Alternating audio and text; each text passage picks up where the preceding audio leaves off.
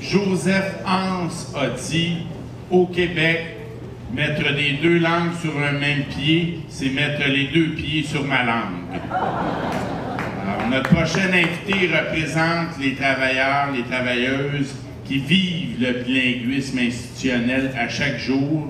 C'est le président du syndicat de la fonction publique et parapublique du Québec pour la section Montréal et Laval, Jean-François Sylvestre.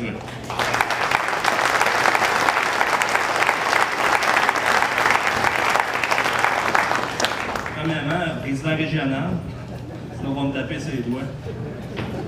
Bonsoir à tous. C'est pas évident de prendre la parole pour moi, surtout avec la gang d'orateurs qui avait en haut tantôt. J'ai l'air plus d'un novice que d'autres choses. Mais voilà, nous avons un combat commun ici, c'est notre langue. Je ne sais pas pourquoi ils m'ont invité ici ce soir, moi qui parle toujours anglais normalement. Pour des problèmes de la langue française ici au Québec et surtout à Montréal. Je viens de la fonction publique.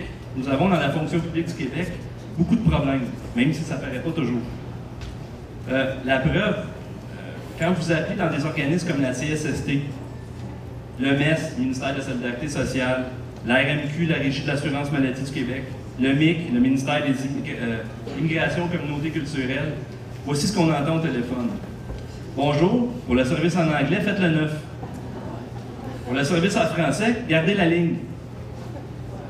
Ce que vous entendez, c'est que votre appel est important pour nous. Ensuite, vous avez le droit à la langue que vous voulez. Je me demande, est-ce bien dans la fonction publique du Québec que je travaille ou bien au service à la clientèle de l'ONU?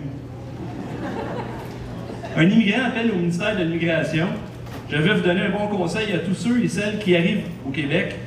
Parlez pas français, vous allez avoir l'air bizarre. La haute direction va dire aux employés, ben voyons, c'est bizarre qu'un immigrant vous parle en français, voyons, c'est aussi rare que d'avoir un service en français dans le centre-ville de Montréal. C'est pas drôle notre réalité, 100 ans de lutte, et nous en sommes toujours au même niveau, protéger notre langue au quotidien, ce qui n'est pas normal. Quand vous allez en Italie, vous parlez italien, quand vous allez en France, vous parlez presque français. Vous venez au Québec, c'est bien malheureux, pour vous, on doit parler français. Je terminerai avec ceci. Tout au long de votre vie, vous avez besoin des services publics, de votre naissance jusqu'à votre mort. Et je ne parle pas juste de l'impôt. Mais le français dans l'administration publique, c'est important et nous allons continuer à nous battre. Bonne soirée.